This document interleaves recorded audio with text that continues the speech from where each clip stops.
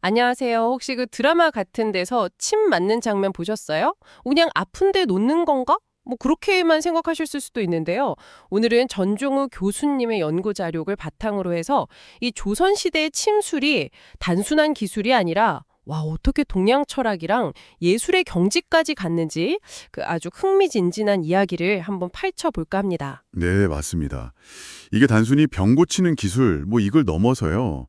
조선의 침구술이 중국이나 일본하고 교류하면서도 또 어떻게 자기만의 독자적인 철학, 그리고 예술성까지 갖추게 됐는지 그걸 좀 살펴볼 텐데요.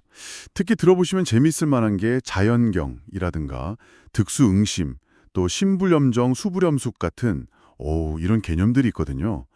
이게 침술의 깊이를 어떻게 더했는지 그 핵심을 한번 파헤쳐보죠. 아, 좋습니다. 그럼 바로 시작해 볼까요?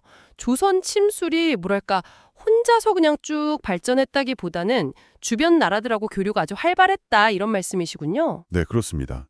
특히 중국 명나라 의서죠. 신흥경이라는 책이 아주 중요한 기준점이 됐어요. 이게 1425년에 나왔는데 조선에서는 한 50년쯤 뒤인 1474년에요.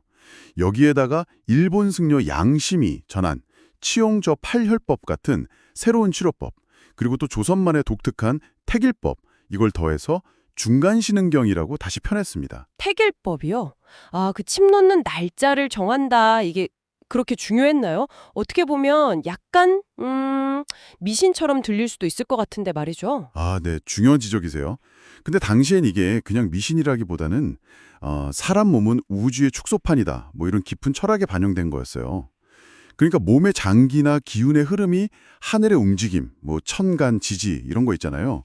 그리고 계절 변화랑 아주 긴밀하게 연결돼 있다고 본 거죠. 아, 연결되어 있다고요? 네, 그래서 가장 좋은 때, 즉 득시에 침을 놓는 게 치료 효과를 극대화한다, 이렇게 믿었던 겁니다.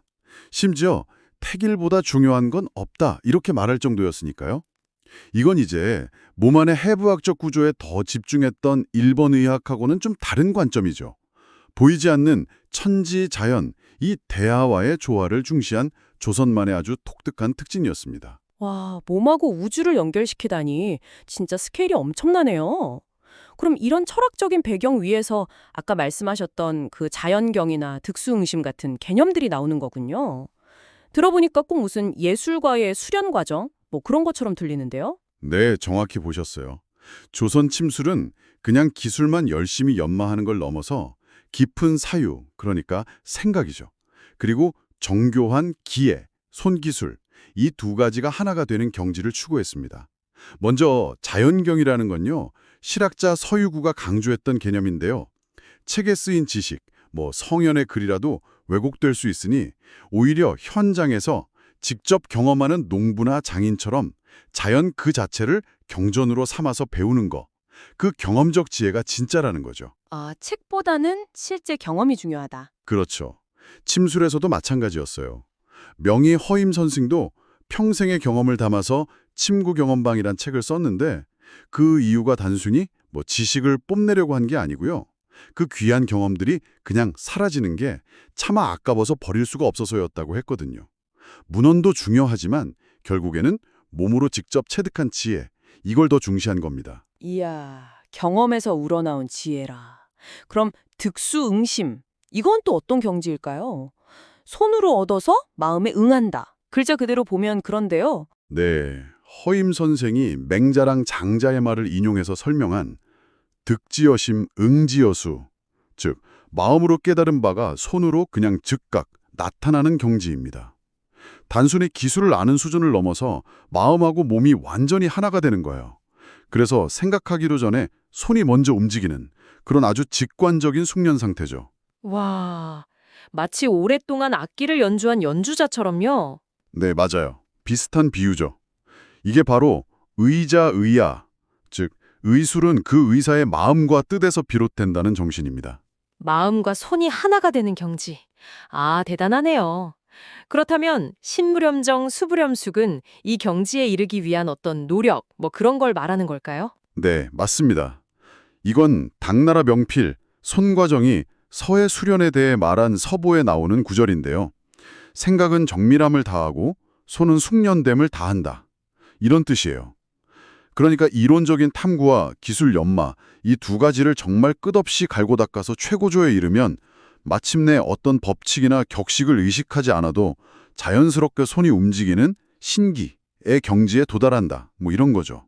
끊임없는 마음과 손의 정진, 그리고 그 합의를 강조한 겁니다. 와, 듣고 보니 정말 침수를 거의 예술의 경지로 끌어올렸네요. 그냥 정해진 규칙대로만 하는 게 아니라 깊은 이해를 바탕으로 자기만의 길을 찾아가는 예술가처럼요. 그럼 실제로 이런 경지에 이른 의사들은 굉장히 자신감 넘치지 않았을까요? 자기 주관도 뚜렷하고. 아, 그럼요. 바로 그 자신감 있는 나의 등장이 조선 침술의 혁신을 이끌었다고 볼 수 있죠. 예를 들어 임원국이라는 분은 치종지남이라는 책에서요. 이전에는 없던 누정이라는 병을 스스로 발견하고 이름까지 붙였어요. 그러면서 아주 당당하게 내가 마음으로 그 이치를 터득했다. 신덕히 소이란 이렇게 나를 내세웠습니다. 이 책이 또 그림이 아주 상생해서 일본에서는 세상에 둘도 없는 명저다. 뭐 이런 극찬을 받기도 했죠. 스스로 발견하고 이름까지 붙이다니 대단한 자신감인데요. 허임 선생도 그랬나요? 네, 허임 선생 역시 침구 경험방에서 이전 의사들에서는 좀 위험하다고 경고했지만 부종 환자에게 내 생각에는 이게 더 나은 응급처치다 하면서 자신의 경험적인 판단을 과감하게 내세웠어요.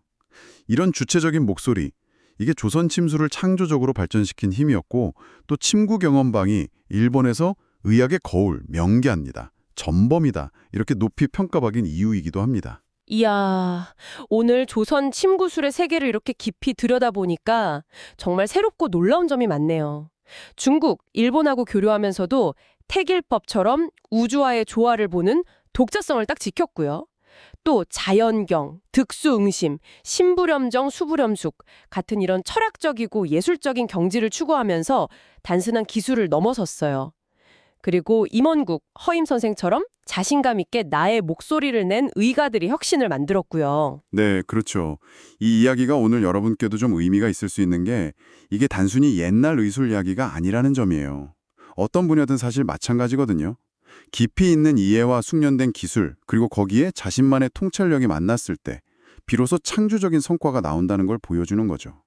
이론과 경험, 또 전통과 혁신이 어떻게 조화를 이룰 수 있는지 보여주는 아주 좋은 사례라고 할 수 있습니다. 듣고 보니 그렇네요. 그리고 조선의학은 눈에 보이는 해부학적 구조보다는 그 보이지 않는 기운의 흐름이나 천지와의 연결, 즉 뜻을 얻고 형상을 잇는 더위망상, 그런 경지를 더 중요하게 생각했다고 하잖아요. 요즘처럼 데이터나 가시적인 성과가 굉장히 중요해진 시대에 혹시 우리가 놓치고 있는 보이지 않는 연결 혹은 직관적인 통찰의 가치 이런 건 없을까요? 한 번쯤 생각해 보시면 어떨까 싶습니다.